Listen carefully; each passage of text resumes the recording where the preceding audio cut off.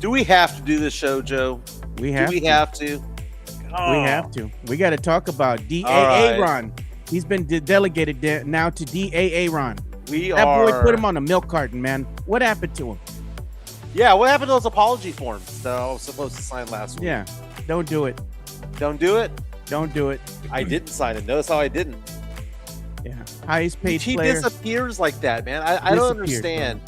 I don't understand how somebody has such highs and such lows. There's no consistency to De'Aaron Fox's game worth a damn. Charlie Hernandez is here. Good morning. Sam Good morning, Salinas. Good Sam. morning, boys. Charlie. Disappointing loss, man. Man, I wonder how surprised the Spurs were that Anthony Edwards did play yet last night. I wonder if that was kind of a jolt to them. I don't know. I mean, you got to be ready for anything, though. I mean, Wemby had a triple-double, but, I mean, at the end of the night, what it just came down to is poor execution by the Spurs, and unfortunately, they had a chance to win it at the end of regulation. Julian Champagnie had a hell of a look. The only problem was shot didn't fall. And Wemby, It wasn't even close. It wasn't even it close. wasn't close. He That's had the a thing good look. about it. That's the thing about it is that, like, should he have called the timeout or not? They got the guy that is it Champagne's job to shoot that shot? Yeah. I don't know, man, because to me you're down It was two. a good look. It really wasn't, man. It was a good look. It was wide open. He had a wide open look. It was uncontested because he did the sidestep, but in that time frame, going to the left, I don't know, man. And it was a step back. That's not his shot. That's not his shot. Area 210, where the dreams don't fade. From the river walk nights to the Alamo shade. We rise together through the highs and the lows.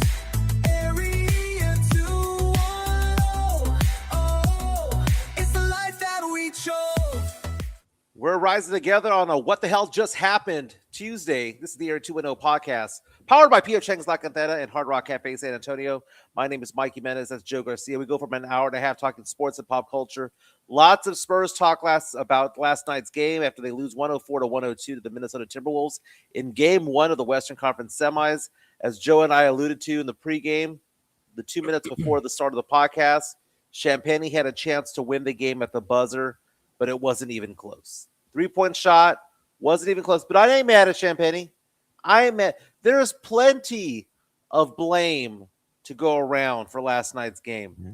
Is it weird that you have Victor Wembanyama break an NBA record for most blocks in a playoff game and still look at him and think to yourself, God, he should have done a lot more? De'Aaron Fox wet the bed yet again, Joe. No, his name is now DAA Ron. No, he is the overplayed is what he is. Stephon Castle trying to become a free throw merchant. I hated watching Castle play yesterday. What is he doing out there? Castle fouled out of the game last night. Champagnie played all right. Wemby missed every three-pointer he took. Fox missed every three-pointer he took. Keldon Johnson, someone needs to say it. Last week and a half, 2 weeks, absolute basura. Absolute garbage out there. What has happened to Keldon Johnson?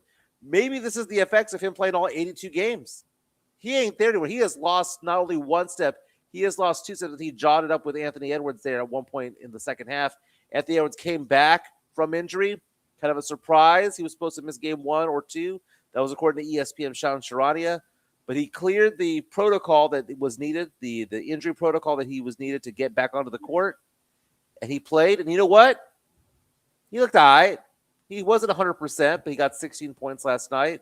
Enough to bring a spark to the team. And Joe, you asked the question on the title of today's show, temperature check. How worried are we as Spurs fans?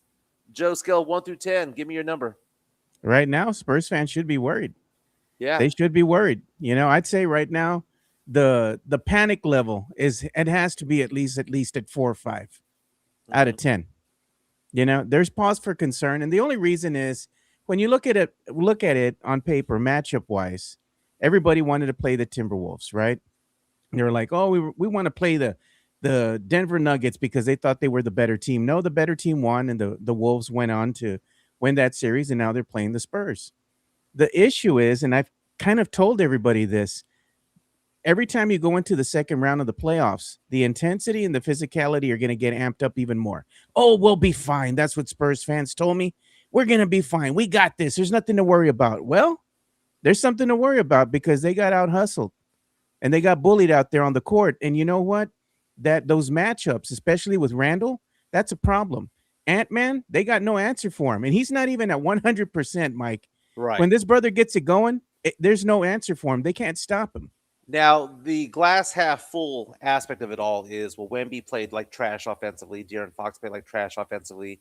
They missed every single three-pointer. I think they were 0 for 12 combined, if I'm not mistaken. That's not going to happen. We still just lost by 2. That is not why I'm concerned. That's not why on a scale of 1 through 10, I'm a 7 right now when it comes to being concerned. I am concerned because there was no energy in that building at all last night at the Frost Bank Center. None whatsoever. The players didn't bring it. The crowd didn't bring it. And it was a ghost town. Like how, dude, the crowd is part of the atmosphere, right? It's part of the whole, the sixth man on the court, right? Crowd didn't bring it, dude. Those were corporate people down low. None of those guys that were down low in the lower bowl wearing those shirts were Spurs fans. I'm sorry. Those were corporate dollars down there. You could tell. You could tell. Wemby last night reverted back to Wemby of last year and the year before, where he relied too heavily on the three. I'm sorry, but if the first 2 or 3 or 4 are not going in, guess what? It's not your night from behind the arc. It's just not. Figure something out. Look at how can Wemby be so dominant defensively, but then last night decide, you know what I'm going to do?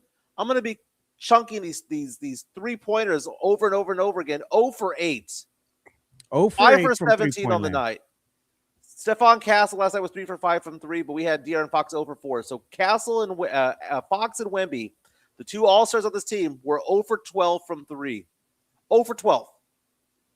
So my question is why were they not attacking the basket instead? And De'Aaron Fox was missing layups. I swear to God, the moment in time that I knew the Spurs were going to lose was 30 seconds to go in the third quarter. They inbounded the ball to Fox, and Fox gave up a lazy turnover. It's like he hesitated on this pass. He was second-guessing himself, and he let it go. And it was a quick turnover for an easy layup. It was a gimme. He literally gave them the 2 points, which is the difference of this game, 104-102 last night in game 1 of the Western Conference semis. If Pop was coaching that game, I don't care if this was young Pop, old Pop, or super old Pop, he would have yanked Fox's ass out of the game at that moment in time. At that moment in time. But Mitch rolled with him. You know what we need to figure out, Joe? I saw someone make this point on from Yahoo Sports earlier today on Twitter. He said that, Manu was the 6th man for the Spurs in the regular season, but come playoff time, he started. He asked the question, why is Dylan Harper coming off the bench? I know he played 29 minutes, which is relatively close to starter minutes. 18 points, 7 of 13 shooting, 4 rebounds, 4 assists. Harper is the better point guard compared to De'Aaron Fox, and people roasted me when I mentioned that. De'Aaron Fox is the highest paid Spur. He's an all-star, and I've talked about how Dylan Harper is the truth, right? You and I were going back and forth in our group text, right? You, me, Sean, and Alex. And someone asked the question, I think it was Sean asked the question, who's going to step up in the fourth quarter? Who needs to step up? And it's so funny on this whole team that includes Wemby, who's a generational player, De'Aaron Fox, who has been in multiple All-Star teams, including one this year, Stephon Castle, who's one of the best two-way players in the NBA. What was my answer, Joe? I said Harper. Because I have all the faith in the world in Dylan Harper. And at some point, Mitch Johnson needs to say, dude, it's not your night, Fox. It's not your night. Yeah. Got to give the keys to Harper. And that loss, so if you were to ask the question, who's that loss on? And we're going to rank them. Number 1, that loss, and it's weird to say because we're looking at this at the box score here. Wemby having a triple-double last night, 11 points, 15 rebounds, 12 blocks. I mentioned to our friends in that group text, Joe, that he was 5 assists away from having the lamest quadruple double of all time. I don't care that he had 12 blocks. I care about the fact that he was 0 for 8 from 3. The game was lost squarely, number 1, on Victor Wembanyama. Don't give him any excuses and throw Fox under the bus. Number 1 was Wemby because he didn't do jack crap. He had a triple double. He had 12 blocks. I don't give a crap. I don't give a crap. He turned into Rudy Gobert. All defense, no offense. Mike, are you ready to go drop off Fox over at the fire station? Well, I mean, it's funny how all these people are talking about like, oh, well, this person's at fault, it's De'Aaron Fox and all that stuff. And I agree, Fox had a crap-tastic day. Crap-tacular. But make no mistake, this loss was on number 1, 7'4" from France, Victor Wembanyama. He is the reason why we lost this game. Number 1. Number 2 was De'Aaron Fox, play like trash, hesitant, not up to the moment. Number 3 on this list, Keldon Johnson getting worked the entire game. Keldon Johnson was beyond useless on that court yesterday. Beyond useless. And by the way, this is the first time in the playoffs that he scored double figures. I don't know, did he have like 11 points last night? Yeah. But he still played like trash. Number 4, Mitch Johnson. Mitch Johnson, should he have called timeout down the stretch? Because, I know that Champagne got that shot off and it was uncontested, because he did the drop, the back step, but he's a catch and shoot guy. He's not a drop step guy. He's a catch and shoot guy. Number 5 on this list, oh my God, that was the worst Frost Bank Center crowd of the year. They should be ashamed of themselves. It's sad when all you hear is like 15 jackals chanting, and that's all you hear. Ole. The crowd didn't get into it until the very end. And by the way, maybe that whole thing about double teaming Anthony Edwards is a thing. Maybe they should go about doing that because it did look like Minnesota had an answer for that. I am flustered. This game was lost on so many fronts. And I cannot believe a rested Spurs team came out with no ambition, no inspiration, absolutely no fire. Mm-hmm. And every single one of them, except for Dylan Harper, should be ashamed of themselves. You know what they came out and played like? The whole team last night can be summed up in one word. Wimpy ganas. No tenían los ganas. That's what it was. It was the resurgence again of Wimpy ganas. Wemby had a triple-double, but offensively, it just wasn't enough. Same thing could be had for De'Aaron Fox. Your better players just underperformed. Basically, the whole starting lineup kind of underperformed. Mm-hmm. They were just not feeling it. You could tell right out the gate. They just had it. We're going to have a poor shooting night. Couldn't get things going really from beyond the arc either. Neither team shot really well. That's the thing. You look at it at the end of the day, neither team shot really well from field goal range, and neither team shot well from beyond the arc. They just couldn't get it going when it came to their three-point execution. But what it came down to was Minnesota kind of went on a run there when Wemby blocked Ant-Man. And that kind of like jolted them, woke something up in them. And it woke up the dog that they had in them, and they just said, you know what? You blocked that shot. You know what? We're going to go ahead and make a run. They just made a run, and it was like a 14-2 run. And after that, that was pretty much it. The Spurs had opportunities to get stops, but they just kind of fell apart near the end. They unraveled. They showed their bellies, and they showed you that they were just playing soft out there. They got bullied. They couldn't get things going. Wemby was afraid to get in the paint. He was just settling for threes outside. I was looking at him wondering, what the hell are you doing? Why aren't you inside the paint playing like you did in the series before, where you were moving well without the ball? You were getting those alley-oops, easy shots, uncontested shots, and you just started reverting back because they pushed you. They pushed me. I fell to the ground. I'm scared. No, bro, get in there. This is what happens in the second round of the playoffs. I think this is a wake-up call for the San Antonio Spurs, and they need to go ahead and play a lot better in this next game. They know the level of physicality is going to be up there. Wemby knows what to expect. It's up to the team to get him in better position to score. This L falls on the entire team. It's not the entire team, except for Harper. Our son Dylan Harper balled out. Oh, we got a super chat here. Money talk. Here comes the money. And this is an incoming super chat from Sam Salinas. He says, "Stop overreacting." That's it. That's the super chat. It's not an overreaction. It's just a disappointment in the team for playing. That was a lackluster performance, should we say, Mike? It was, and they say the series doesn't start until the road team wins. We'll see. The series has started already, man. It has already started.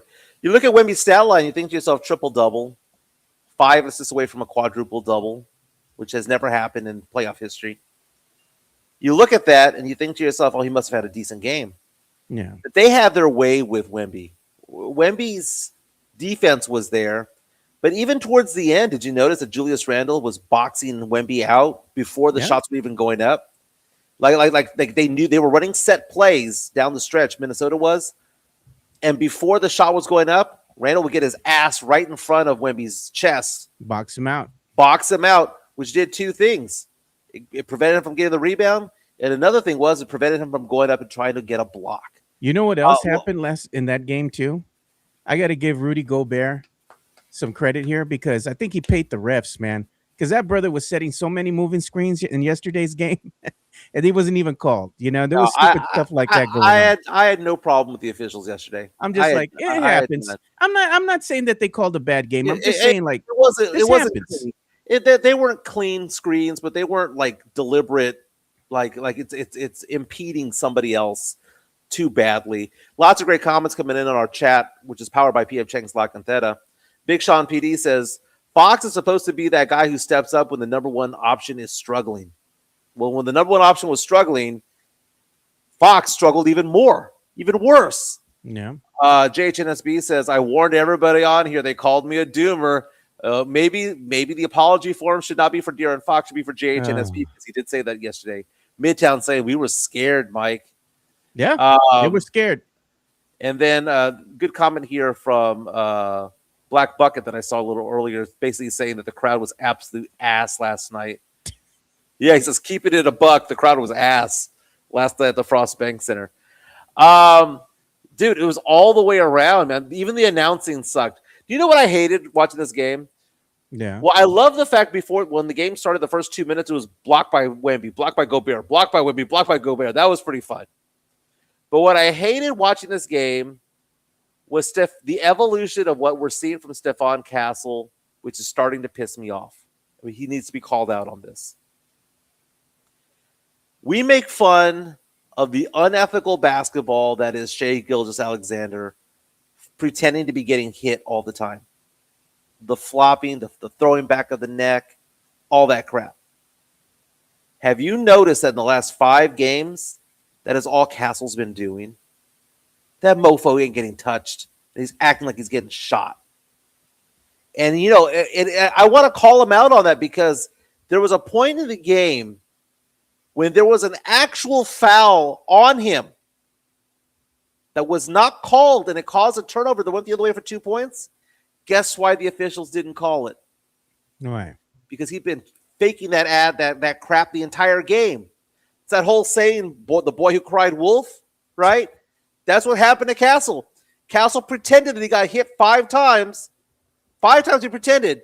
The 6th time when it actually did happen, there was a no call.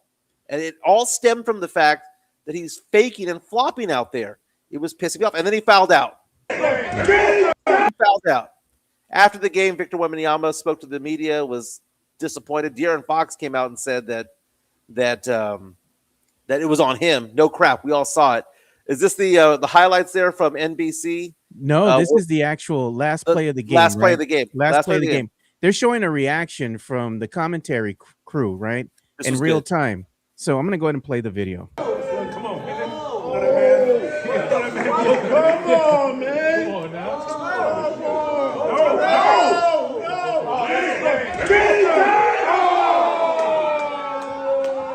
Let's look at that play again. Look at this play, Mike. Look at the hesitation from Wemby getting the ball. Look at how much time they could have saved by bringing the ball to the midcourt line. They cost themselves 4 seconds down the stretch. So how much time was it when they caught the ball, Joe? Let's see what happens. So you see him bringing the ball up the court right here, right? Right. He's just bringing the ball up. all right, let me go ahead and pop it off. And look at how many other people you had open. You had Wemby trailing, right? Everybody's focused on Champagne behind the 3-point line. Wemby could have just made a beeline, alley-oop pass, dunk, send it into OT. He was wide open.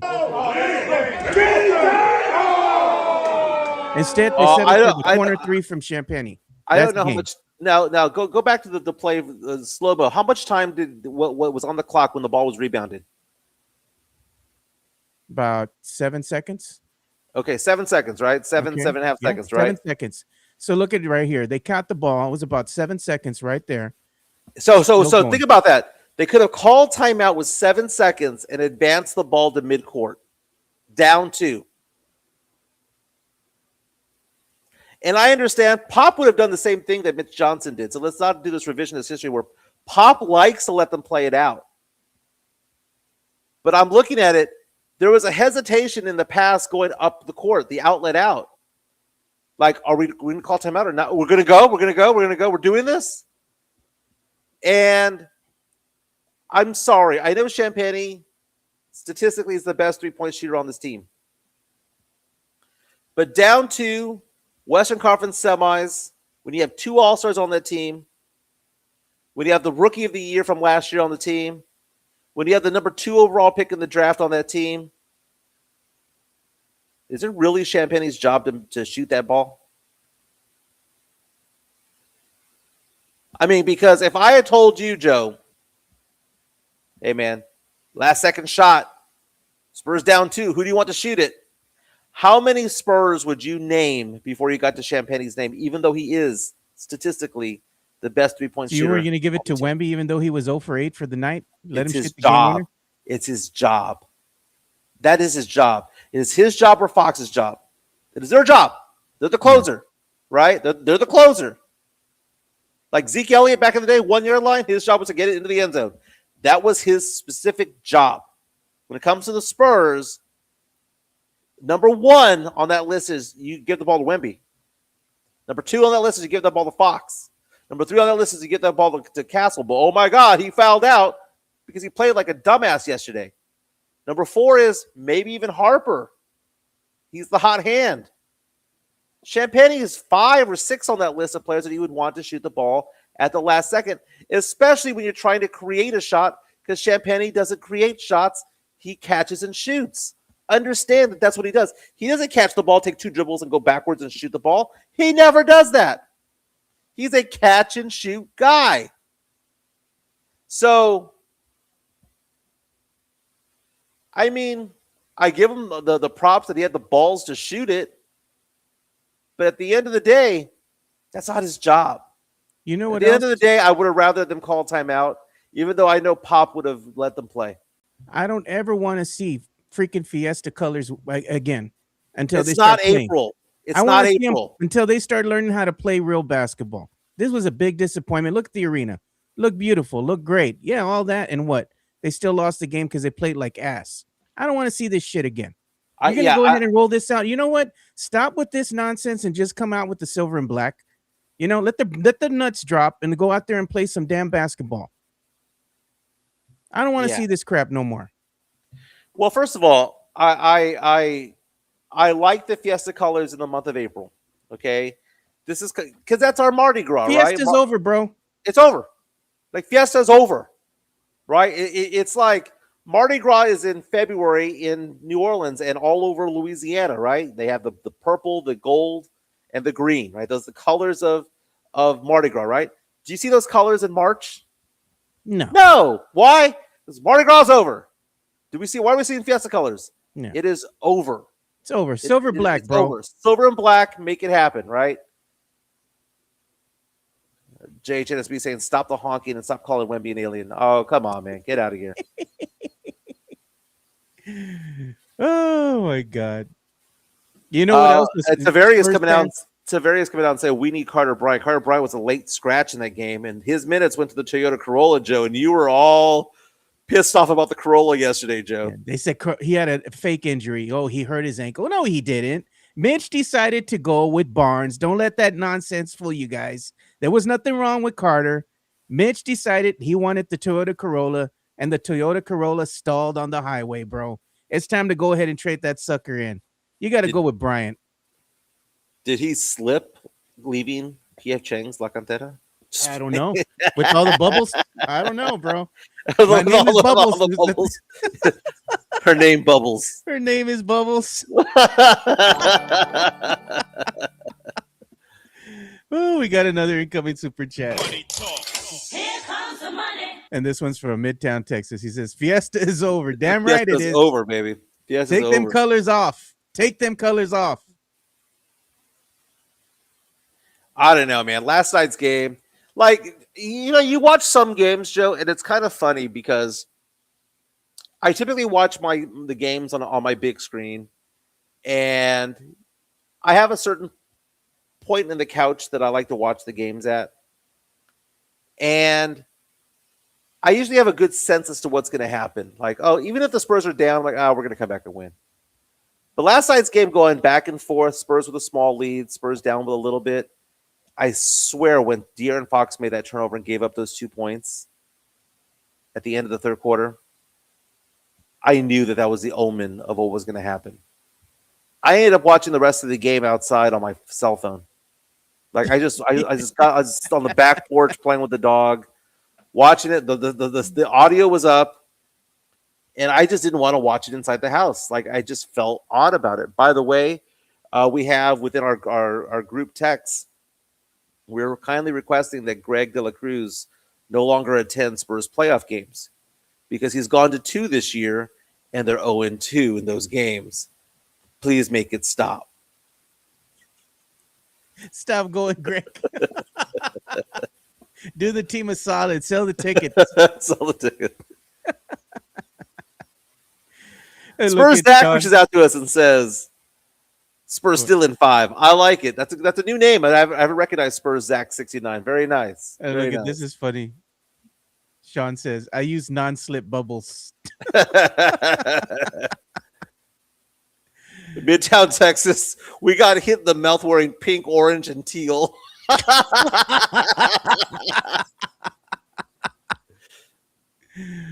Yeah. Tony Dallas Jack will reaches out. suck. Yes, the colors yeah. suck. Joe doesn't sign the apology form. Voided. Very nice. Jeez, man. Got hit in the mouth. Just like take those shirts out of there already. Stop with the Fiesta nonsense. Bring back the silver and black. Have the Spurs come out to that Empire song from Star Wars. You know? No, well, May the 4th was with the T-Wolves. It wasn't with the Spurs last night. So No. I don't know, man. It's funny because you watch this Spurs team, and we've talked about how they borderline on being arrogant. Okay? The problem with being arrogant is that you sometimes there's that line that gets straddled between confidence and arrogance. That's where you want to be, right? That is the Michael Jordan realm, the Kobe Bryant realm, where you're overly confident to the point where you're slightly arrogant, right? That's that one lane that you want to be in. You want to be on that path. If you go too far into the arrogance pathway, you get to complacency. You know what? And that's where the Spurs were last night. They were complacent. I'm going to show the reaction they had to Julian Champagny. He had asked him a question, right? And this is courtesy of News 4 San Antonio. They were kind of asking him after the game, what he thought about the shot. So I don't really think you're ever fully out of a game until the clock is over. You're down 9, down 10 with 3 minutes to go. I think it was 4 minutes to go. We weren't sitting there hanging our heads talking about, we're not going to win this game. We can't get back in this game, because we did. And then we gave ourselves the best shot with all the mistakes that we made throughout the game, and we just didn't finish. That's all it comes down to. They said he's just saying they just didn't finish. Came back from being down 9 points, saying that they still got back in the game and they had a good look at the end, but just didn't execute it. Basically, he's saying they just didn't get knocked down. Why is Champagny out there doing post-game interviews at the podium? Why? I mean, he doesn't get asked to do post-game interviews ever. What are you gonna say, Mike? You're gonna see him up there. You're gonna be all next. Well, no, I'm just saying it wasn't his job to shoot that 3-pointer to win the game. It's probably Yeah. not his job to speak for the team afterwards either. And I'm not saying that in a disrespectful way. What I'm saying is that the one that needs to have the spotlight shine on them is Wemby and Fox and Castle. And I know they were up there yesterday as well. Yeah. But really, I don't see the point in the agony of defeat interview. By the way, the Spurs didn't lose by 2 points last night. I know the final score says 104-102, and I know that they had a miracle shot of getting that 3-pointer to go in. But to me, I don't feel like the Spurs lost by 2. He mentioned 3 minutes ago in the game they were down 9 or 10 points. To me, that's how much they lost by. Yeah. Because the T-Wolves were playing the basketball version of prevent defense. They were playing prevent defense, prevent offense. They were just trying to run out the clock. So to me, so all the Spurs fans were like, no big deal. We just lost by 2. If this and this had happened, we would have won. If that shot had gone, we would have won. No. That's not my attitude. My attitude was we got our asses handed by 10. That's my attitude, Joe. Oh, and then we also had an incoming super chat, and this is by Christopher Leha from MCS General Contracting. Still that diamond hard concrete. Here comes the So, money. Leha, thank you for the $4.99 super chat. He's saying, didn't know this was the Area Spurs Virgins podcast because of all the rants everybody's going on right now, and everybody's upset and angry and disappointed in the team. Happens. This is a safe place. Everybody can go ahead and voice their disappointment in the team. Jason Garcia coming in with a super chat as well. I got to figure out what the Spurs Virgin means. I don't understand the correlation between the two. I have to tell you off air, dude. And look, we got another incoming super chat. Here comes the money. So this is a $4.99 super chat from Jason Garcia over there in Portland. He's saying, Chancla, for those asking why the Spurs are not on local TV during the playoffs, look it up, stop crying, work harder, and make more money. That cracked me up, man. He was doing that on a Facebook post. Post. Yeah, Yeah, throw the chancla. yeah. They even wrote a post about it. I think it was on my essay or something. I'm like, Spurs fans, they have to go ahead and pony up some more money just to go ahead and watch their team play in the playoffs. I'm like, bro, it's not like FUBU. It's not like you're paying $100+ a month. It's Peacock, right? $7. If you want to watch it on ESPN, go ahead and pay for the app, whatever, It's like $30-something a month if you want. You don't have to. And Amazon. You can watch most of the games if you get Peacock and you get Amazon Prime. They're not even that expensive, man. They're acting like it's going to cost you $100 a month just to watch it, or you're getting that full subscription for the entire season with NBA, the NBA pass from NBA TV or whatever. I'm like, come on, man. By the way, I like this comment from Mario Cavasso saying, just watch it on WOAI, listen to it on WOAI radio like it was 1999. Last night, so Chica and I were going to go to Florida this week. Our vacation got canceled. And so we decided to stay in town because we're looking at closing on that house, and it's looking like we're going to close on it a week early. So because of all that, we canceled our trip. No big deal. But that being said, I had already canceled Fubo TV, right? Because I was like, well, I'm going to be in Miami for a couple of weeks. Then we're going to be moving into our new house. And then we're going to Europe for our honeymoon. So I don't need to be paying for cable when I'm not going to be home. But now that I'm home, I'm like, oh my God, the Spurs are playing on ESPN. I need to get this. I need to keep Fubo. But I already canceled it. Joe, I went back on Fubo.com to resubscribe. How much? 135? Well, typically it's $100, right? Like $98 plus tax, whatever. It's a please come back for one extra month, $7. I was like, I got $7. Let me break off a 7. Let me break off a 10. Keep the change, baby. So if you have Fubo, just hit the cancellation button. They'll give you like 2 or 3 months at a discount, or at least 1 month for $7. Very nice. Look at Greg. I can't pay for Peacock. I got a bar tab to pay. I hope it's more than $15. I'm like, come on, man. I know. So it's funny. Those who say that they can't afford, and now I understand gas prices, and I understand that the economy kind of sucks. Stock market's up, economy sucks. I understand that. So I'm not going to make fun of those who are struggling right now, because there are reasons for things to be struggling right now. Got it. But for those who don't, who show me the fuzzy math of, I can't afford a $7.99 app, but I'm going to go to the bar instead to watch the game because it's free to watch at the bar. Spend more than that. Spend more than on food and drink. Yeah.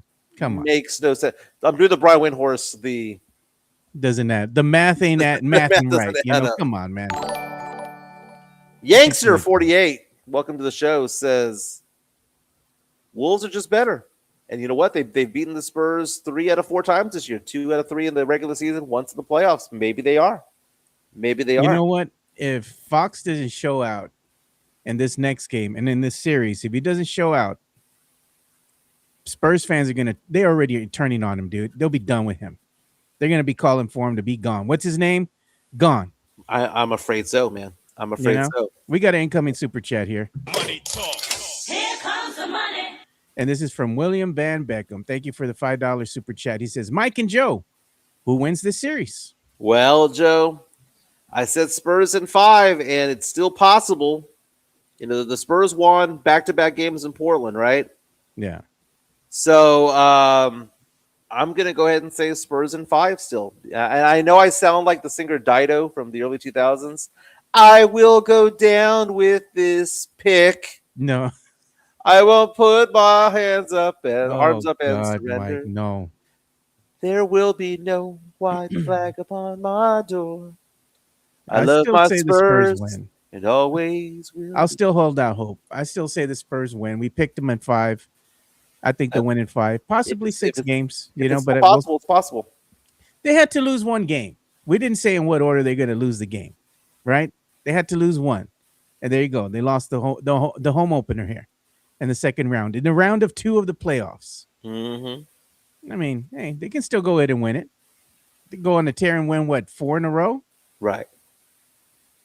Tavares saying he can't be gone. Fox is owed $220 million, which is very, very possible. But it's also the sweetener for a trade for a disgruntled star, because you know you need to match salaries, and having that big salary there is easy to match salaries for if you're trying to go after a Giannis, if you're trying to go after a big name player.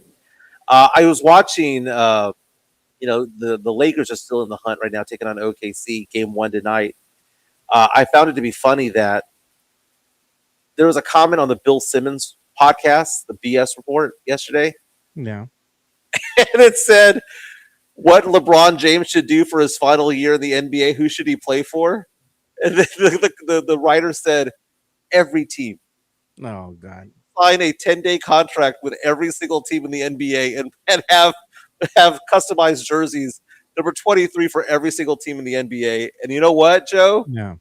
As stupid as that sounds, I would love that. I would love for LeBron to play with the Spurs for a week and play for the Suns for a week and then play for the Clippers for a week. That would be the most LeBron thing to do. And if he did that, Joe, I would not get mad if people call him the GOAT. That I love. Sign a what? A 1-day contract just to play on said teams? 1 week contract. What do they call 10-day contracts? Yeah, 10 days. Oh, God. Big Sean PD says Pop would have definitely sat Fox like in the second quarter and the rest of the game. Well, in favor of who? Because Pop would never play a rookie.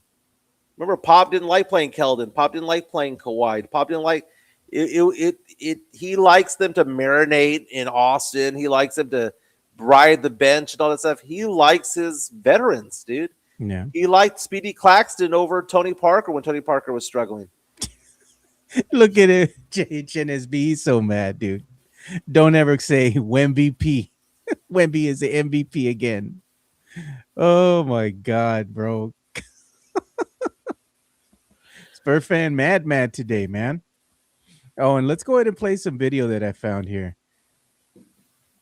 This is going to be after the game. What the Timberwolves had to say, you know, as they were addressing the media. It's different with Wimpy there. What is that like? You still attacking, you're still going at him, but you got one of the great shot blockers back there. He gonna have to block it every time. I ain't gonna stop going downhill. And I told him that when he said a little something after he blocked my second one, but he gonna have to block it every time, and I know he ain't gonna block it every single. So basically what he was saying is he says he's going to have to block me every time, right? Right. He says, I ain't going to stop going downhill.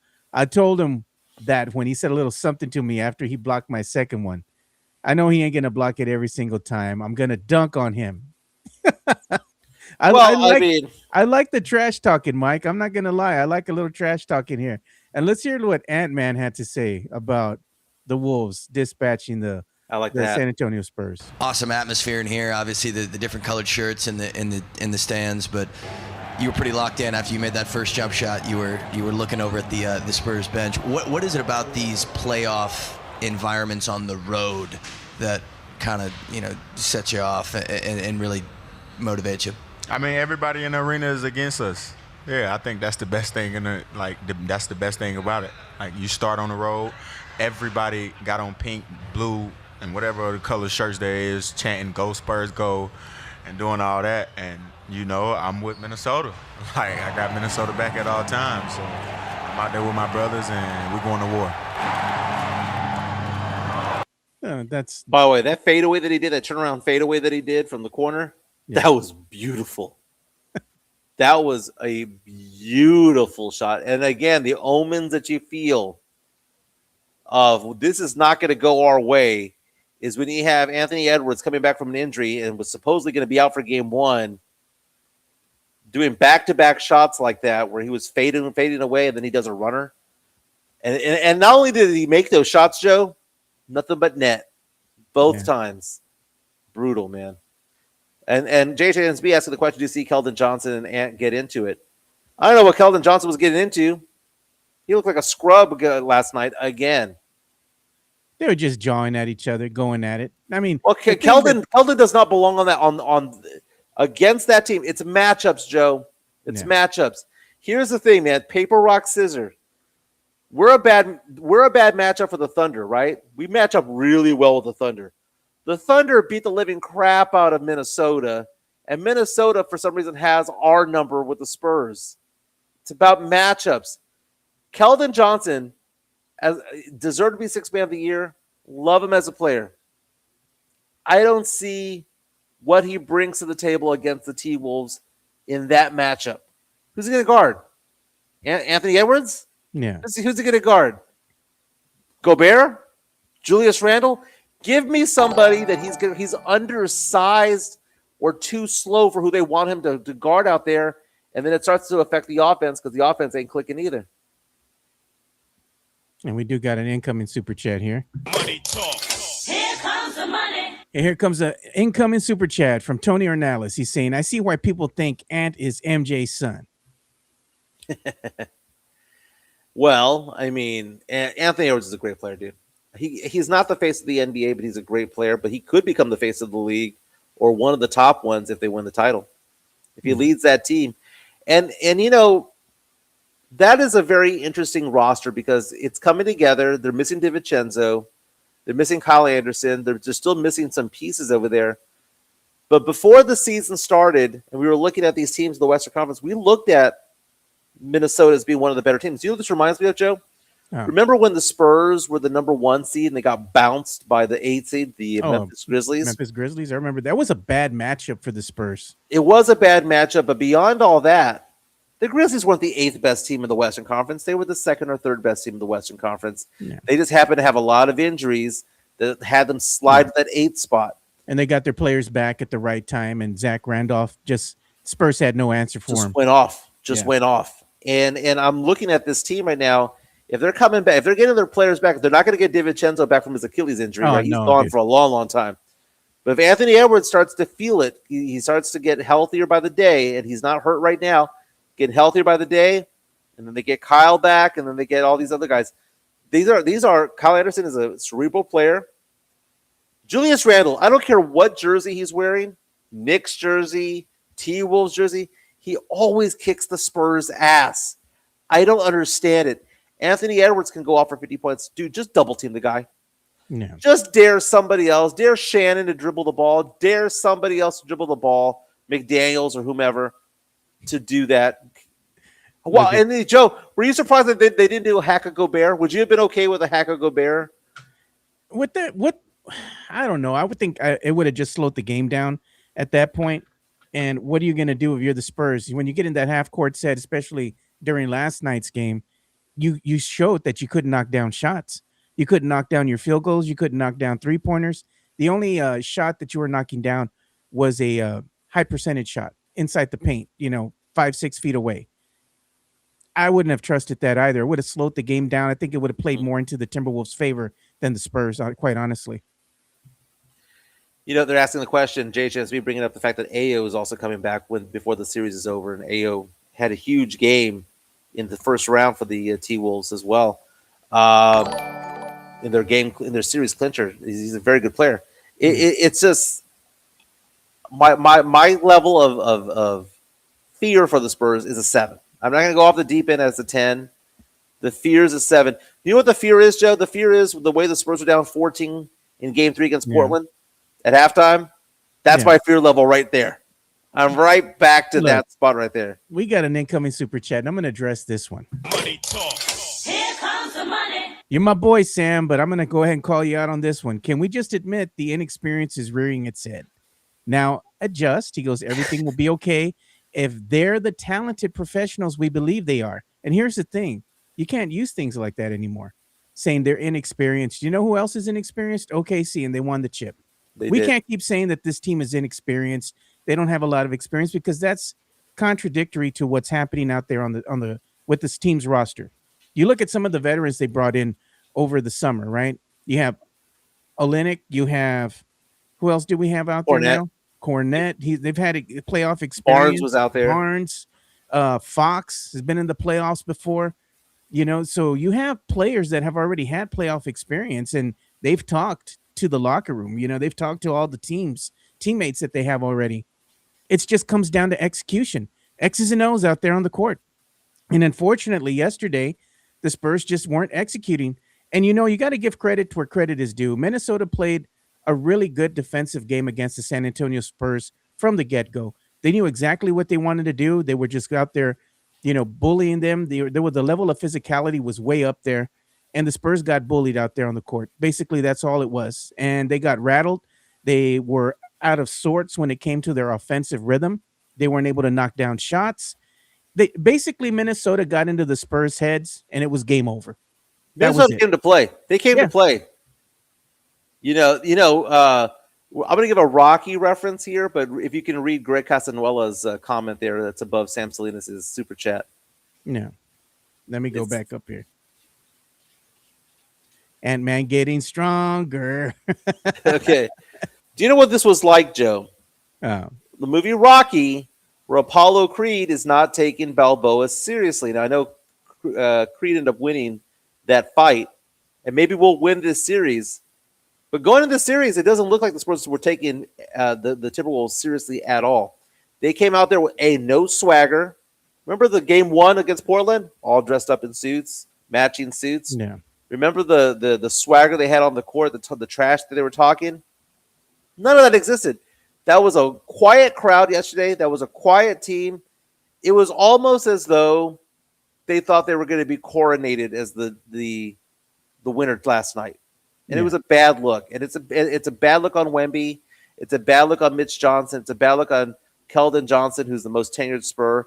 It's a bad look on De'Aaron Fox. It's a bad look all around, man. The Spurs were not amped up for last night's game at all. But guess who was? The team that was getting Anthony Edwards back was the team. Look at the Spurs fans like this are contradicting themselves. Even Tony. Sorry, Joe. Sam's right. OKC lost in the playoffs the season before they won the championship. Yeah, and what did you guys tell us? Oh, no, this is our year. This Spurs team's going to go all the way. It doesn't matter if they're inexperienced. And now y'all are flip-flopping. So you know what, Tony? You're getting the chancla, bro, for opening your mouth. Don't be flip-flopping, bro. Say it with your chest out. Stand on business. Stand on business. Toro Loco reaches out and says, fears another team's going to offer Harper a lot of money and we're going to be stuck with Fox. No, because we have Harper for 8 seasons. The way that it works with the NBA draft lottery is that you get to have a player for 4 seasons, 4-year contract, and then you have the rights to keep them for an additional 4 years as a restricted free agent. So if the Spurs want to keep Harper for 8 seasons, they got him for 8 seasons. 7 more to go. So I wouldn't worry about that. Oh, Elias, bro.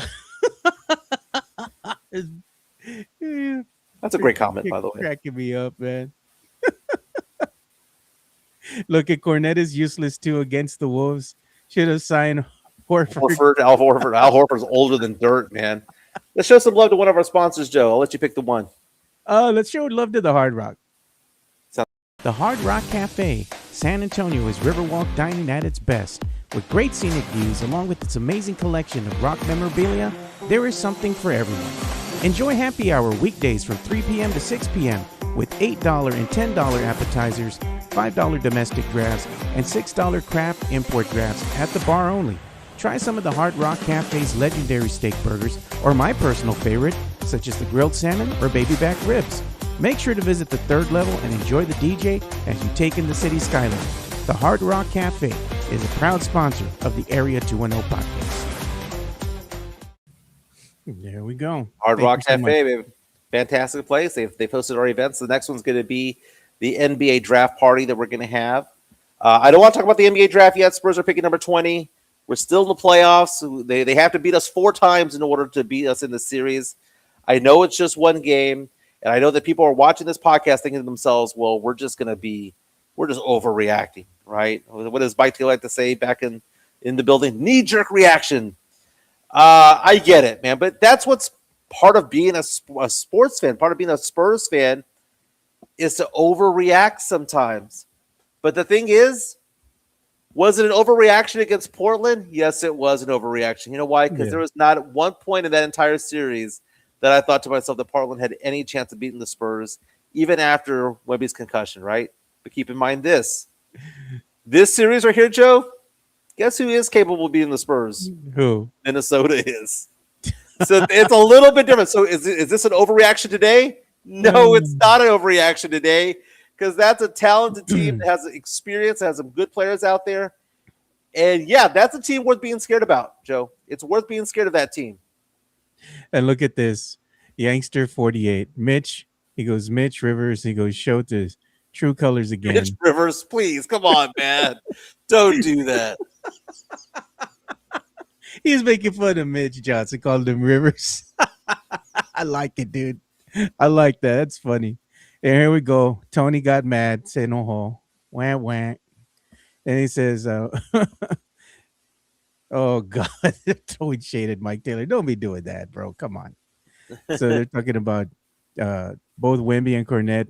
Might not be a bad idea. Late in the game, they started blocking Wemby out as they drove in. They said they adjusted and were successful. But that's the thing with yesterday's game, too, is that Mitch Johnson just didn't do very good at making those adjustments that he needed, to go ahead and help the Spurs be in a better position to go ahead and win the game.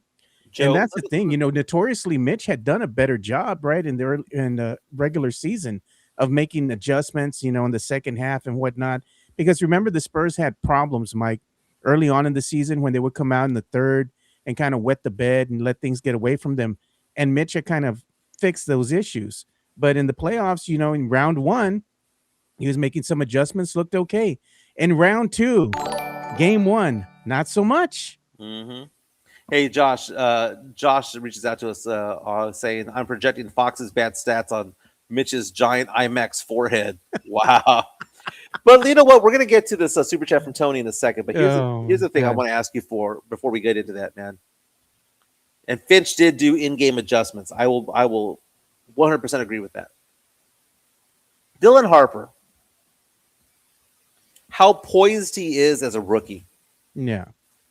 He is the most poised rookie, Joe, that I think I've ever seen as a Spurs player other than Tim Duncan back in the late 90s. Yeah. He's more poised than Wemby was in year 1, more poised than Castle was in year 1, more than Manu, more than Tony. Yeah. The spotlight is not too big for him. He won a national championship with UConn back when he was playing college ball. This is why I have so much confidence in the Spurs' future beyond just Wemby, but with Dylan Harper as part of this team, is because he's showing that he is a top point guard in the NBA already.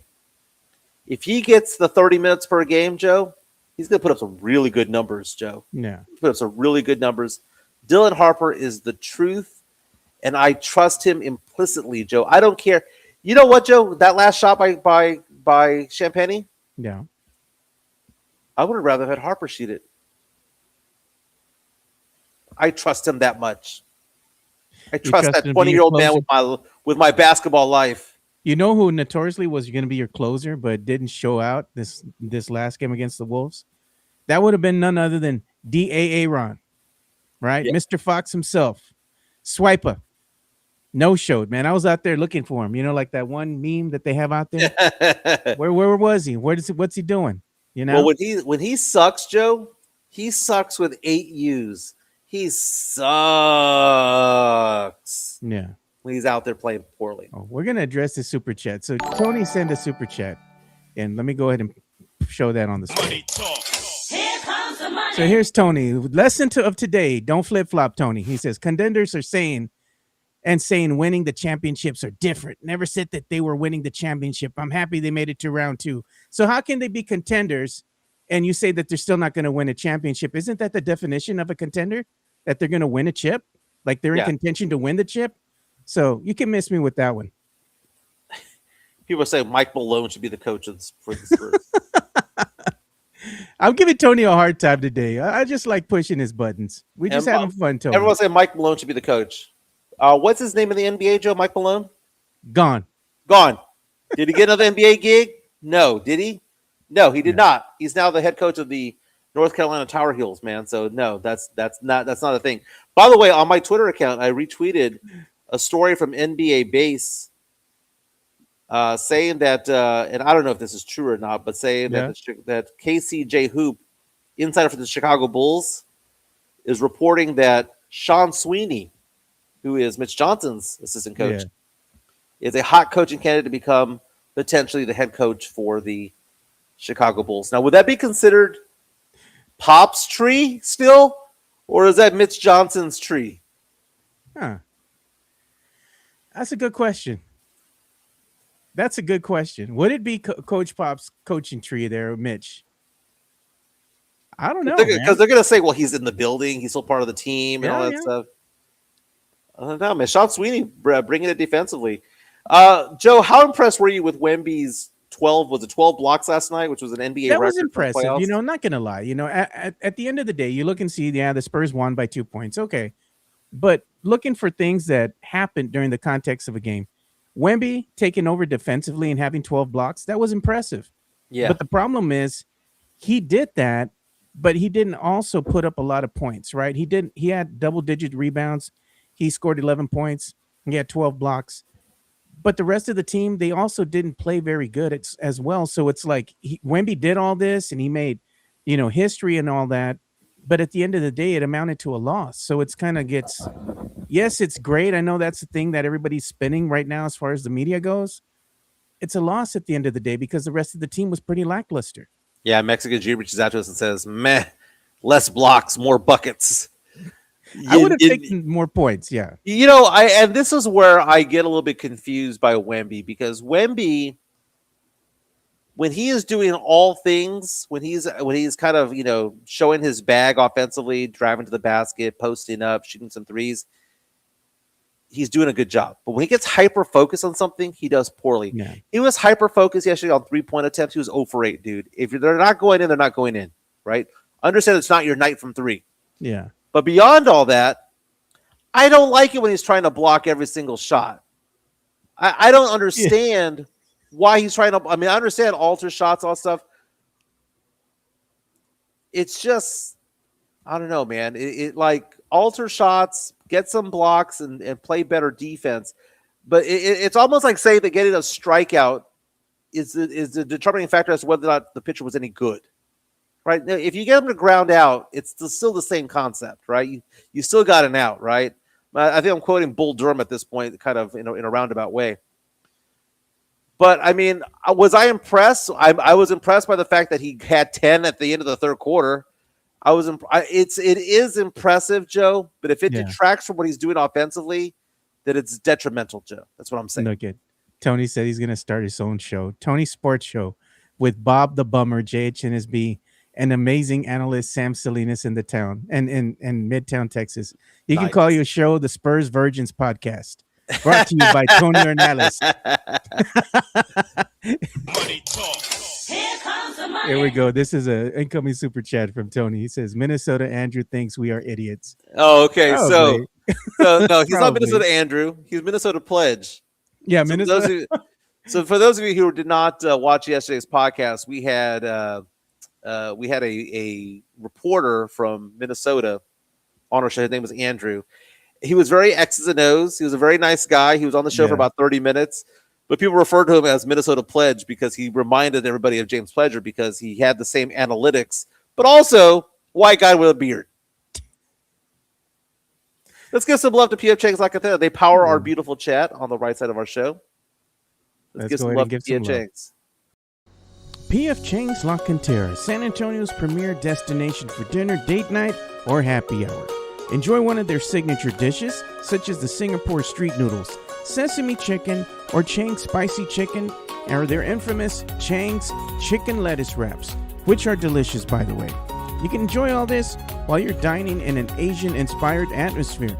And make sure to enjoy the new outdoor patio and try some of PF Chang's signature cocktails and drinks during happy hour, Monday through Friday from 3 to 6 p.m. PF Chang's La Cantera is a proud sponsor of the Area 210 podcast. And don't forget, tomorrow is Wednesday Wines Day over there at PF Chang's La Cantera. Half off bottles of champagne and half off bottles of wine. If you need to get your drink on tonight, go to PF Chang's La Cantera. Have an $8.99 cocktail collection. We recommend the Lychee Martini. We recommend also the Jade Margarita. They also have a Long Island iced tea if you want to get a little drunky drunk. No, I'm just playing. Uber home, have a designated driver, all that stuff. But I'm just saying, you can go there for the cuisine, man. It's good food, man. Get the peppered steak. It's good stuff. The lettuce wraps are delicious, by the way. But if you want to get your drink on a Friday night, want to do some day drinking, PF Chang's La Cantera, baby, is your place to go. And also that smoked old fashioned, the Japanese old fashioned, top notch, baby. Go ask for Sean Quintero. He's one of the big wigs over there. One of the head guys over there. That black pepper fillet, man. That's some good stuff right there. Spurs shot 27% from three, says Peter Aguilar on our chat, powered by PF Chang's La Cantera. Again, when the Spurs make threes, they're unbeatable. When they start, they played like the Celtics last night. Living and dying by the three. Spurs were 0 for 13 from Wemby and Fox combined from three. Awful. They're all blaming Sean for Carter Bryant's injury. Look at Tony. He said Carter Bryant got injured by slipping on the floor from the bubbles. So Taveri's asking a good question. Asking what adjustments should we make? Okay. Let's talk about an X's and O's adjustment, and let's talk about a personnel adjustment, Joe. Okay. My personal adjustment is Wemby needs to be inside out. You need to have Wemby going down low and announcing his presence with authority down low. He's 7'5" for crying out loud. That's what he needs to do. He needs to go down low and challenge Rudy Gobert. He needs to go down low and challenge Julius Randle. I would also look at having Dylan Harper start along with Fox and Castle. That's another thing. And also one last thing, Joe. Yeah. We need to have French Vanilla out there. Luke Cornett needs to be out there with Wemby to make it so that, okay, Gobert is going to be guarding Wemby. Gobert is going to make it difficult for Wemby. Gobert is one of the greatest defenders of all time in NBA history. But Wemby has another 7-footer out there, would be a big deal. Those are the adjustments I would make, Joe. What do you think? Adjustments that I would make, I would go ahead and you need to go ahead and look and see what you're going to do with Randall. He's a problem, right? And the size of the Spurs, I think, is an issue too. Running that small ball lineup up there, they need to go ahead and make some adjustments there. French Vanilla wouldn't be a bad start. Go ahead and see more of that tandem out there. But the other thing too, you really don't have an answer for Anthony Edwards, right? You really don't. When he's a one-on-one ISO situation, more than not, he's going to go ahead and knock down that. What you have to do is you have to go ahead and stop some of the other key role players from going off. Right. So the Spurs are going to have to do a better job of going ahead and kind of fixing that situation, and the other thing is, Keldon, you got to have a better game, man. You're 6th man of the year. What are you doing? Right? Fox, Mitch needs to have a talk with them and call them out, dude, and be like, "What are you all doing out there? What is everybody doing? Why aren't you all playing? Do you not know this is the second round of the playoffs? Like, wake up! You're the second overall seed in the West. You need to play like it, right? They all got punched in the face, and they didn't respond very well. And they all at the end of the day, they were talking to the media, and what did they all say? Oh, we could have played better. Well, you know what? Don't say you could have. Show us. Play better. You got another game to go ahead and fix it. There's nothing they can do about this first game, Mike. If I Right. was the coach, I'd say put that game behind you. Let's not even think about it. But let's talk about what we're gonna do better moving forward. You know? Well, De'Aaron Fox did bounce back last time Yeah. when he had bad games against Portland. He did bounce back. He had a 28-point performance against Portland in game. Let's see here.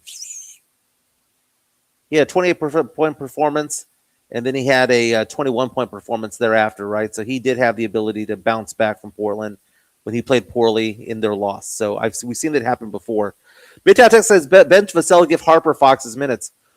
Vassell to me is not playing poorly, man. I don't think Vassell's played that bad out there. To me, the one who played bad out there, and it's so funny because I don't know what game people are watching. These analysts are watching, going, "Well, I thought Castle had a fine game." What game were you watching? I was watching Castle play one of the worst games he's played. Yeah.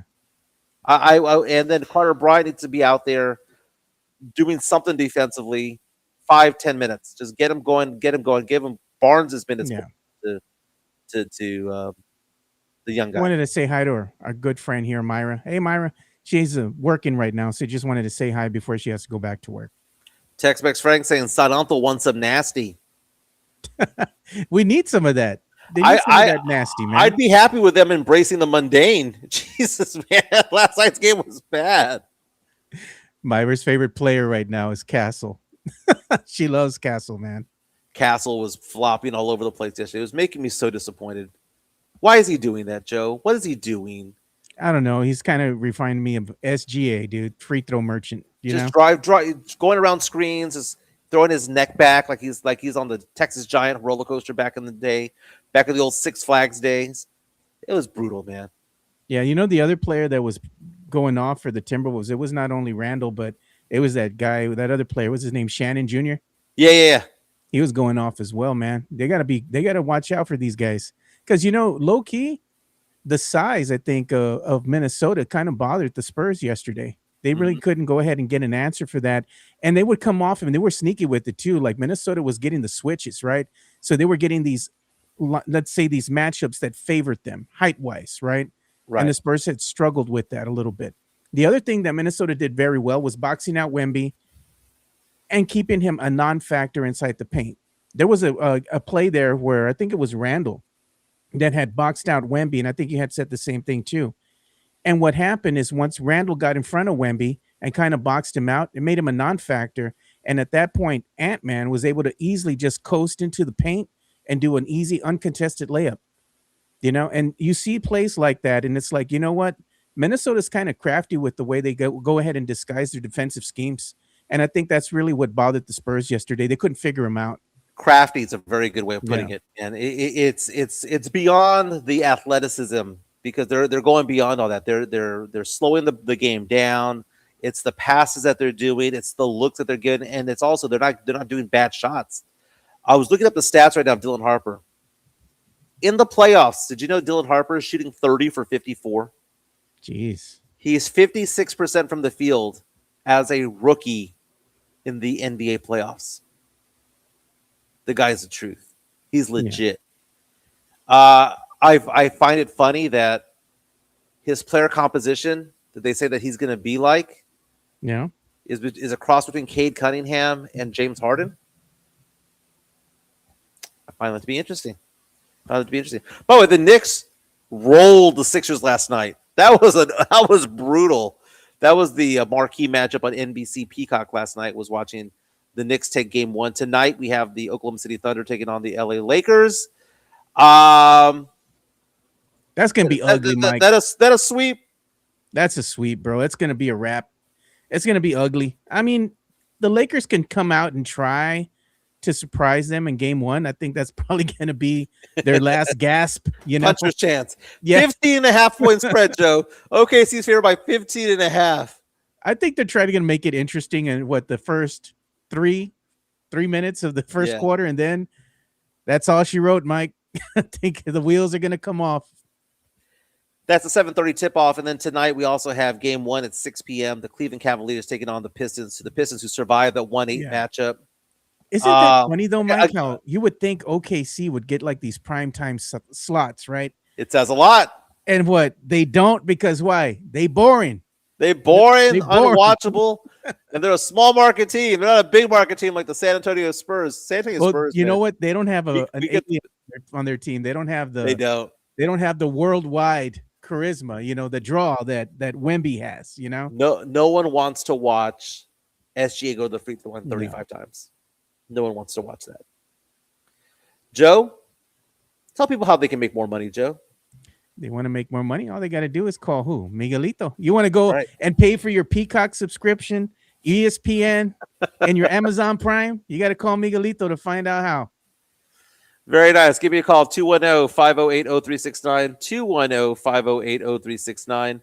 I've been doing financial advising, investments, insurances for the longest time, and I've been doing it for 21 years. I cannot believe that. And today, I'm doing a case in Virginia, so I can do nationwide. So if you have family or friends who are in need of a 401k rollover, in need of life insurance, or whatever the case may be, they can come to me for that. Doesn't matter where they are in the country. Actually, I take that back. The only state that I can't do is New York. But I'm sending you through the media share, Joe, something that is new, and maybe we can do this. So if you go to the media share, Joe. Yeah. I had a client of mine ask me for a digital card. I've been walking around with these plain Jane business cards for about 21 years, and I finally came up with a digital card. But the funny thing about it, Joe, I can't find a good photo of myself that's professional with just me. So tell me what you think about my digital card. I just put it on the media share. I don't know if you can call it up. I'm looking. Okay, I think this might be it. Okay, I see it now. So let me go ahead and pull this. Is this wrong? Is this wrong for me to have my wife as part of the digital card, Ben? That's me right there. Yeah. And there's a QR code and whatnot. So if you need one, we'll post it later on. But you can always give me a call at 210-508-0369, or you can email me at michael.jimenez@rdkadvisors.com. Greg says, use the pic of showing your Cowboys belly. That would have been a good one. Very cool, Joe. Very cool. Joe, what do you got going on this weekend, man? I know we're far away from the weekend, but I'm looking at, dude, I have boxes upon boxes in the house right now because we're getting ready for the move. Yeah. This is the first time, Joe, that I've ever hired movers. And I didn't even hire them. Chica says, do you know what Chica told me? She goes, you're not going to be picking up couches. You're not going to be picking up bed frames. You're not going to be picking up tables. You're not going to be doing any of that crap. Your job is to do what, Joe? 3 words. Make more money. Yeah. She goes, you go off to the corner over there. You meet with your clients. Go make some more money. She goes, don't break your back and get hurt doing all this. Is she looking out for me or what, Joe? I think she is, dude. We're of a certain age now where we can't be doing stuff like that, man. You're going to blow out your back. Then what good are you going to be if you have to go to the golf course and you can't even swing, to close a deal because, your back is all messed up, man. What are you doing? Well, beyond all that, the incline to my driveway is like this, Joe. It is not a flat surface where you get it off the truck and whatever. So do we have a rope that we have to hold on to get up the driveway? You're going to hoist it up the driveway. But, Joe, I can't wait. But we're moving in. We found out yesterday that we're moving in a week early. I think that the close date is going to get moved up to next Monday or Tuesday. There'll probably still be boxes to unpack when I go out there. Yeah, well, we're getting rid of so much stuff. We've been utilizing Facebook Marketplace. Yeah. And, dude, I'm surprised at how much people buy, man. They just show up going, I'll buy that for $5. I'll buy that for $7. I'll buy that for $10. It's like an online garage sale is really what it is. It really is. And I bought a chair myself for $50 from somebody for my office. Yeah. Google imaged that chair. I looked at the brand. It was Crate and Barrel. $3,000 chair. I got it for $50. There you go. $3,000. Like legit. I looked at it, a serial number and everything. I'm happy with it, Joe. Happy with it. Look at Sean says Mike doesn't go to the golf course. Oh, Sean. FYI, I have a client that wants to go golfing. He just retired. He's going to retire next week. I'm going to invite him to La Cantera. Let's go make that happen, dude. Or La Cantera, or we can go golf at Republic of Texas. Very, very, very cool. Yeah. Joe, game 2 is tomorrow. Is it? Give me your confidence level, 1 through 10. Game 2 tomorrow. I'm going to go ahead and say that my confidence level is at 10. I think the Spurs are going to go ahead and even the series, because if there is anything to be said when it comes to must-win games, you want to at least win one of the games here on your own home court, Mike. You cannot go down 0-2, go to Minnesota, and then hope to go ahead and, you know what, let's get lucky and win both games out there. You got to take care of business. So tomorrow is a must-win game for the Spurs. I think they'll respond, and they're going to go ahead, and it's going to be another close game. It's going to be a knockdown, drag-out fight, heavyweight fight in the arena. But I go ahead and give the Spurs the nod there. I think they're going to do enough to win the game. Joe, I was going to ask you the question, and you answered it right there. You said it is a must-win game, Yeah. and I 100% agree with you that it's a must-win game, and the crowd needs to reflect that when they go into the Frostbank Center tomorrow. Man. You're going to have to bring out the candles and everything. No, man. Prenda No. las velas, You know what I want? Wemby. I want it to be where, you just, get rid of the "y'all ready for this"? Play some Metallica, play some heavy metal, and just get them on the court and go, we're going to beat your ass. And I wonder if Minnesota's happy with the split. They probably will be. I mean, can you imagine? You weren't even given a chance to win a game, right? You take game 1 in Minnesota. Your confidence is already growing. They proved that they weren't afraid of Wemby. They weren't afraid of the Spurs. The Spurs have to make the adjustment coming out. And I'm pretty sure Mitch is going to finally say, you know what? I got to do something different here. This ain't it. And they're going to come out. They're going to play better. I think Wemby will respond and actually put up a different outing, right? He's going to have at least 17 or 20 points. Fox needs to wake the hell up. Keldon, what you doing, man? Yeah. 6th man of the year. Play like it. Play like it. Play like it. And he's going up against Nas Reed, who has won 6th man of the year before, right? Yeah. So do something. Toro Loco says it's going to be a blowout. Timberwolves are happy taking 1. Leo Lopez says, Feliz Cinco de Mayo. They realize it was Cinco de Mayo. Look at that, Joe. We are all so excited about May the 4th be with you that we forgot that today is Cinco de Mayo. By the way, tomorrow's Wednesday. I'm excited. For those of you named Michael, if you know anybody named Michael, Firehouse Subs is giving away a free sub tomorrow for anybody named Michael, Michelle, Mitchell, Mikey. Any variation of the word Michael or Michelle gets a free sub tomorrow. So they do that promotion, Joe, where they say they pick a name that they draw out of a hat, if you will. Yeah. And those of you who have that oh my God, have that name get a free sub. This is how the Spurs played yesterday, man. Wow, Joe. Who sent you that? I don't know. Somebody sent it. I think it might have been Tony. He says, Joe thinks the Spurs are the Cowboys. Send me that, please. Send me that, please. I'll send that to all my family because my family are all Cowboy fans. They hate Dak. Hey, Dak. By the way, did you see that story from Dak Prescott? He's getting not divorced. He is split up with his baby mama because he can't keep it in his pants. It's a situationship is what it is. No, he couldn't keep it in his pants. That's what it is, right? Because he's not a man. But that being said, the reports are he's moving forward with a mansion that he was going to share with his ex. Yeah. So it's like, all right, I guess I'll still move into this house by myself. I think that's kind of funny. Well, he's got to have a place to bring the hood rats, Got to bring the honey somewhere. And then there's also reports that Cooper DeJean, I think it's a safety for the Eagles, is now dating a Dallas Cowboys cheerleader. Did you see that, Joe? No. What are your thoughts on a Dallas Cowboy cheerleader dating an Eagles player? And what it is in that end, I mean, the weird thing is, how did they meet? Was he coming over to Dallas and he's just like on the field and be like, what your name is? On a date. I just posted it on Twitter right now. So if you want to call it up, though, they made their relationship official Her name is Abby Summers. They made it official at the Kentucky Derby. I'm looking for this, Mike.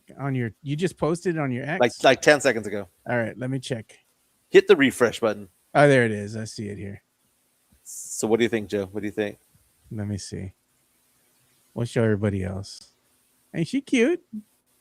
She better be. She's a Cowboy cheerleader. Yeah. His jacket matches her hat. I like it. Yeah. And be expensive. He's got to keep making more money. Oh, is Kendrick Perkins dead to us, Joe? Oh, yeah, that flip-flopper. He gets the chancla, bro. You know what? Kick him off the Spurs ship. He ain't coming back on. Bye. He jumped off He jumped off. Him and Skip, dude. Skip Bayless, too. He can be gone. He was a Spurs fan, and now he just talks all sorts of nonsense. From time to time, I'm going to show my Spurs fandom again. No, bro, we good. He gone, too. What's this Toro Loco calling De'Aaron Fox Vivica A. Fox? Yeah. Vivica needs to have a better game tomorrow. He does. He does. Joe, can we say happy birthday to a hood classic movie? Which one?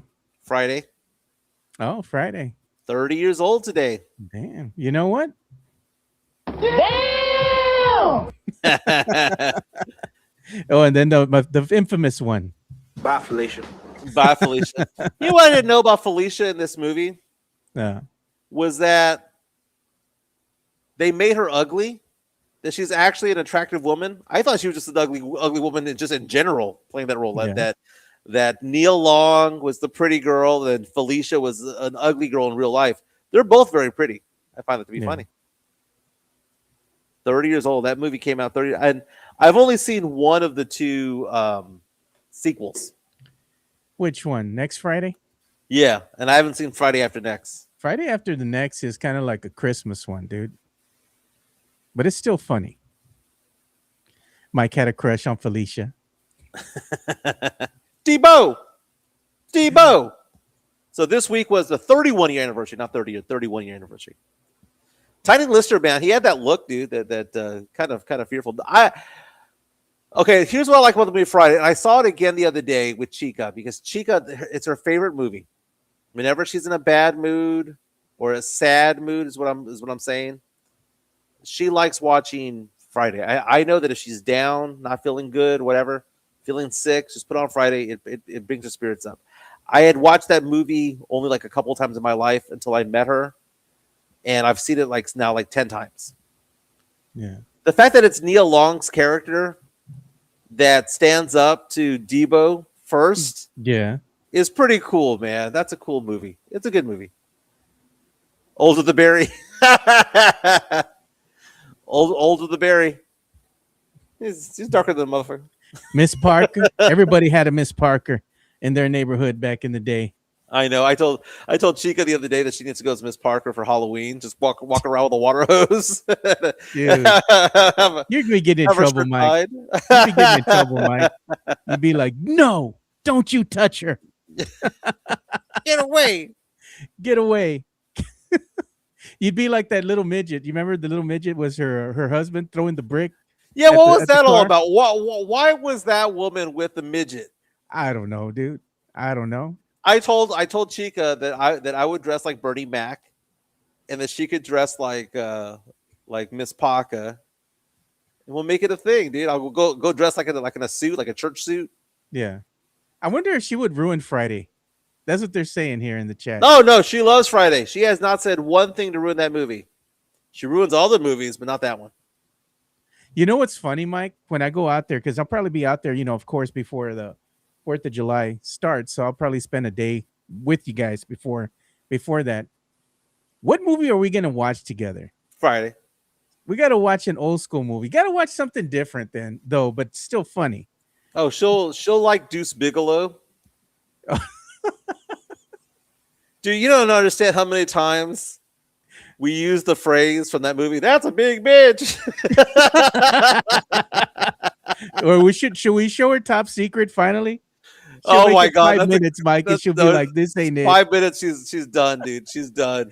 This But ain't it." the whole big B word phrase comes from me. She never says it. But whenever there's somebody who walks by who's like a woman who's like 6'6", or a woman who's really really big, I say that to her, and it makes her crack up every time. Yeah. We're gonna go to the Woodlands, Mike. We're gonna have to go out there and have some libations, some drinks, in other words. Yeah, Shakatero says super bad. Chica would not like super bad. No, Would not the not like super bad. no, she doesn't like overly sexualized movies. Major Pain was pretty funny, dude. Yeah. That was a good movie. I mean, it's all right. I saw it a couple times in the 90s. That was with one of the Wayans brothers, right? It was Damon. Yeah. Is it Damon? Damon, maybe. It was one of the Wayans brothers. I forgot which one it was. The movie that I told her brother to watch the other day, which I will stand on and say that because you talk about super bad. Christopher Mintz-Plasse, who played McLovin, Yeah. was also in the movie Role Models with Sean William Scott. You know him as Stifler from the American Pie movies, and it's also with Paul Rudd and Elizabeth Banks. Dude, Role Models to me is that one comedy that no one talks about from the early 2000s that I think is a straight up 10 of a movie. Great movie. Look at this one from Tony Ornalis. He calls it Tony Champagne. Tony Champagne. Wow. I'm gonna send you that one too, Mike. Please do, man. All right, Please man. We're do. gonna have to go ahead and bring this one to a close because unfortunately I got more training to do. So I gotta go and log in early to work and start doing this stupid monthly training that they have us do in order for us to keep our certs and all that stuff so we can do our jobs. It's a pain in the ass, dude. Government issues, you know? Yeah. Everybody does this. You work for the government, you're always going through training all the time, bro. Yeah, I got to get back to work myself, and I got to go do some cleaning, packing up some more boxes. It's going to be a long night here at the Jimenez household, but we should be moving into our new crib sometime next week, man. Moving up to the close date. We got approved already. You know We're what good you need go. to do? You're going to be packing boxes, Mike. Yeah. Do the right thing and get you and Chica some Dutch Bros. Oh, I know. You know what's so funny is that we have a French bulldog that Chica's had for many years. The old Frenchie. Yeah. Loves stepping on the bubble wrap. Really? This fat dog is good. It's the funniest thing, man. It's been entertaining. You know what's funny to me? Week. Every day from in the chat for this week, Greg has put in here. Do you still remember Alex? By the way, 4 pawns in the grave. Great name there, by the way. F you, Reindeer Games. You white, you Ben Affleck.